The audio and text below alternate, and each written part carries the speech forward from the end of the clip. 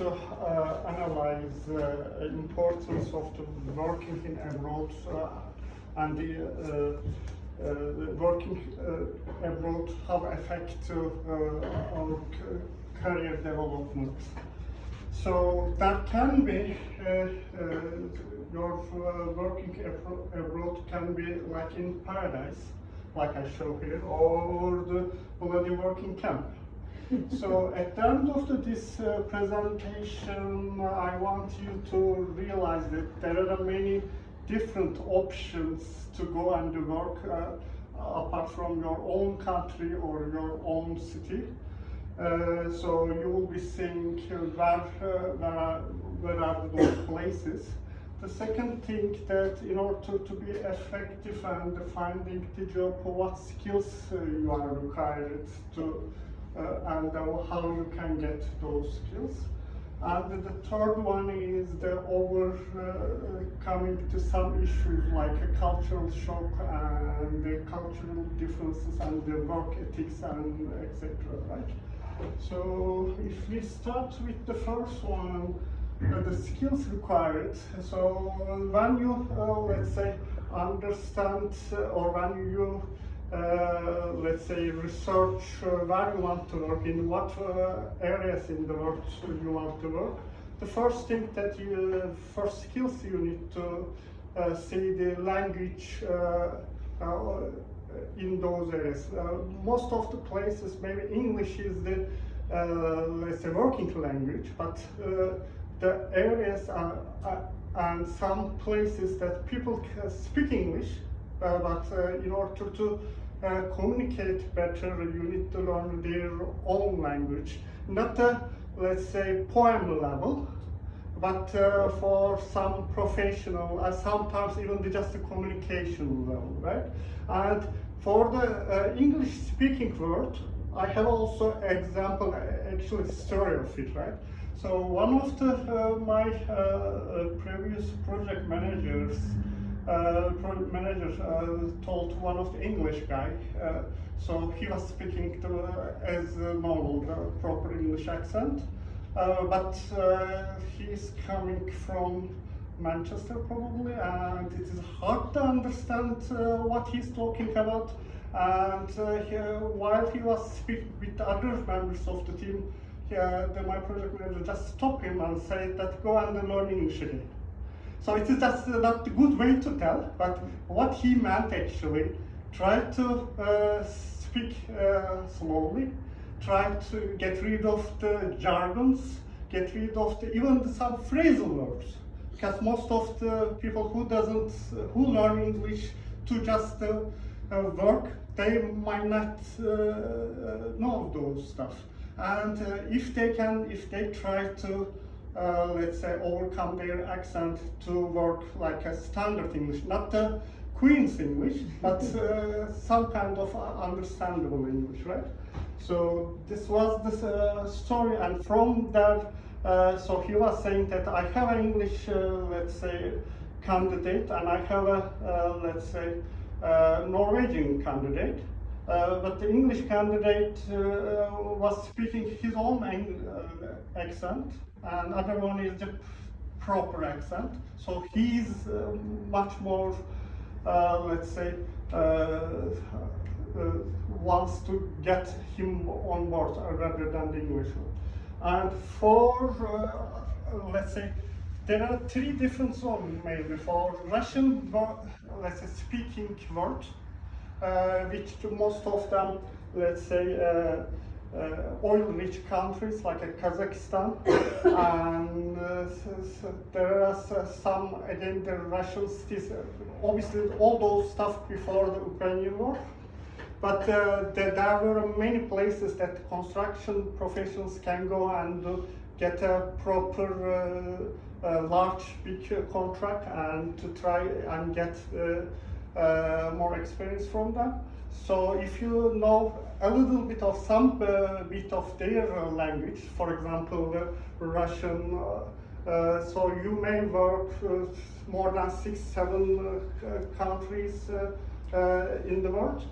So it can be the way, and in Middle Eastern part, the Arabic can be the same, but in those areas people tend to know more English. And obviously Spanish for the South Africa and even in America. And before you are going somewhere, you need to know yourself. So what is your red lines is, so how you are reacting to some stuff. So for example, for myself, I'm not a vegan. And if, let's say, place that they are always eating all the vegan stuff, and if I can't eat, let's say, my food, I mean not my food, so more, let's say, meat and other stuff, it is hard to me to get there and performing well. So you need to know yourself, and then if you don't know, if you don't like the Chinese food, so it can be really difficult to work and to try to establish yourself. For example, once I was in China for the work purposes for 1 week, I was hardly find something to eat. It was really difficult at that time. Even when asked to just water, the standard water, and I got only the hot water. I have never got the normal standard water. So you need to specifically tell them that you want the water, cold water. Otherwise, you will be just served hot, very hot water. So for them, for their culture, water is supposed to be drunk only hot form. So that's the one more story. So. And for the young engineers and quantity surveys, so there are many, let's say, project management certificates and some industry standard certificates that you need to get it. It will be helping to other contractors to know that you are in certain standards. So it may help you find the job. And one more thing, it's again from my experience that if you can able to go and visit the country before you are starting and accepting the work, it will be working you best, because if you are going somewhere, you haven't been there and you don't know what you came across, then it will be hell for you. Other than paradise. So, so important thing is the picking for especially the young engineers, picking the correct project and the role. If even you are working to one multinational projects, but you are just assigned to perform just one small duty, nothing more. You may just learn and perform those duties well, but you may not learn other stuff. So while you are speaking, while you are finding the jobs, try to look the project itself. What is involving it? What different contractors are there, and what working cultures are there? So you need to see and you need to select those ones. And place as well. So instead of working, again from my experience, I work as a one-man show projects as well. So it helped me a lot in some point.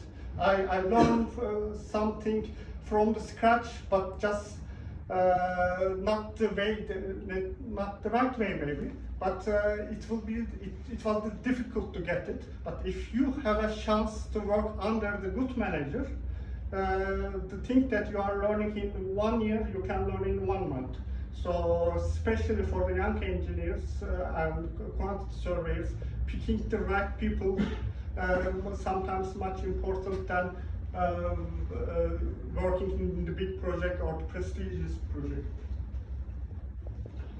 And so most of the oil-rich countries, So you can barely find someone can speak English. So you need to learn to make your life easier.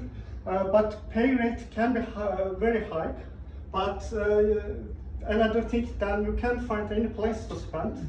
So the work-life balance not always the good. And again, it depends of the projects. Learning outcomes can be very good because you are alone and you need to deal with many different things of yourself. And the last subject is the overcoming cultural differences and homesick. The first item I was talking about already. The second part of this one, usually when you used to work in your own country, own let's say city, even in not more than 5 miles from your house, then you are developing bad habits that you are just used to be working there, and you don't want to go anywhere, especially your wife, spouse, or your parents wants you be there with them, and it is hard to get a permission to go other places, but you need to be able to explain them. It will help you along the line when you are working in different countries, even different part of the UK. It will help you to develop and excel from others. And finding job is just, I will be going fast here.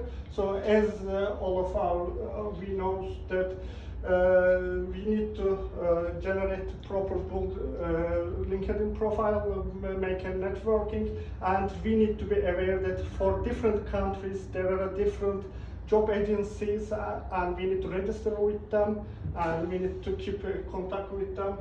And especially if you are not familiar, their interview styles and everything, so you need to just contact and learn how they are doing and how you need to react.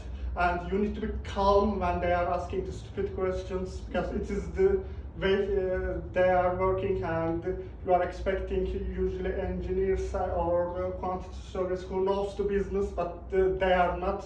And they are asking you all sorts of questions which you don't want to answer. So at the end, so I know that, so if you want to improve your abilities and to see the different countries and live different life for some part of your work time, so it is better to start now. Beautiful. Do you know something?